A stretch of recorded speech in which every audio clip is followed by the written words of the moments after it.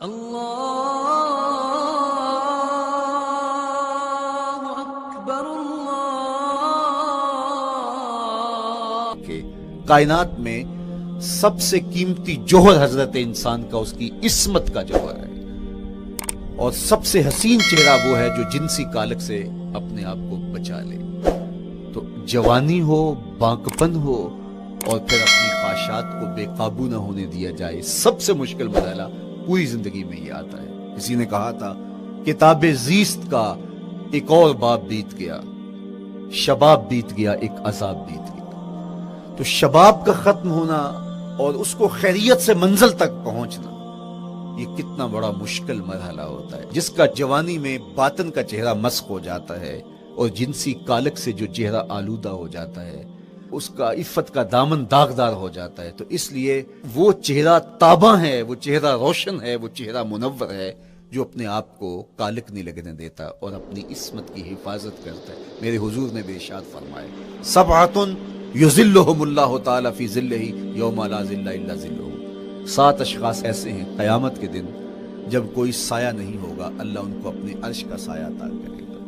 ان میں سے پہلا شخص امام عادل حکمران، دوسرا شخص وشاب نشأ فی عبادت اللہ، وہ جوان جس کی جوانی اللہ کی عبادت میں بسر ہوئی۔ تیسرا وہ شخص ورجل قلبہ معلق بالمساجد، وہ شخص جس کا دل مسجد میں لگتا ہے، مسجد میں جمتا ہے۔ اور چوتھا شخص ورجل دعتہ امرأۃ ذات منصب وجمال فقال انی اخاف اللہ، وہ شخص جس کو دعوت گناہ ملی اور حسن قدموں میں بچھنے کے لیے بےتاب ہوا، اور اس نے کیا کہا انی اخاف اللہ، میں اللہ سے ڈرتا ہوں، میرا اللہ مجھے دیکھ رہا ہے۔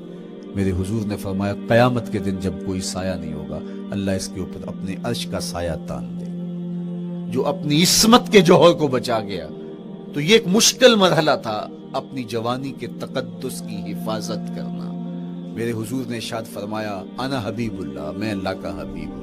جو جوان جوانی میں توبہ کرتا ہے وہ بھی اللہ کا حبیب ہے۔ کتنا بڑا اعزاز ہے اور کتنا بڑا کمال ہے جو شخص کو ملتا ہے جو جوانی میں اپنی عصمت کے تقدس کی حفاظت کرتا ہے، اپنی آبرو پہ پہرا دیتا ہے، اپنی نظروں کی حفاظت کرتا ہے، اپنی سوچوں کو آوارہ نہیں ہونے دیتا، اپنے خیالوں کو بھٹکنے نہیں دیتا، اپنی خواہشات کو بے قابو نہیں ہونے دیتا۔ تو یہ مشکل ترین لمحہ تھا۔ اس کے بعد امام راضی کہتے ہیں اب شادی کا مرحلہ ہوا، تو پہلے خود اپنی ذمہ داری تھی، اب کسی کا بوجھ بھی اٹھانا پڑا، یہ اگلی مشکل آ پڑی۔ پھر بچے ہوئے تو پھر اپنی زندگی تو ختم ہو گئی، پھر ساری زندگی، پھر بڑھاپے میں چلے جائیں، ارذل العمر تک چلے جائیں، یہ ساری زندگی مشکلات لقد خلقنا الانسان فی کبد۔ تو ہمیں عملی طور پہ مشکلات کے مقابلے کے لیے تیار ہونا چاہیے۔ دیکھیے ہم جب شکار کرنے جاتے ہیں اور وہ خطرناک جنگل ہو جس میں شیر، بھیڑی اور دیگر جانور بھی ہوں، تو پھر ہم حفظ ما تقدم کے طور پہ سب کچھ ساتھ لے کے جاتے ہیں اور اس انداز سے جاتے ہیں کہ ہمارے اوپر اگر کوئی حملہ ہو تو بچاؤ کی یہ تدبیر ہو۔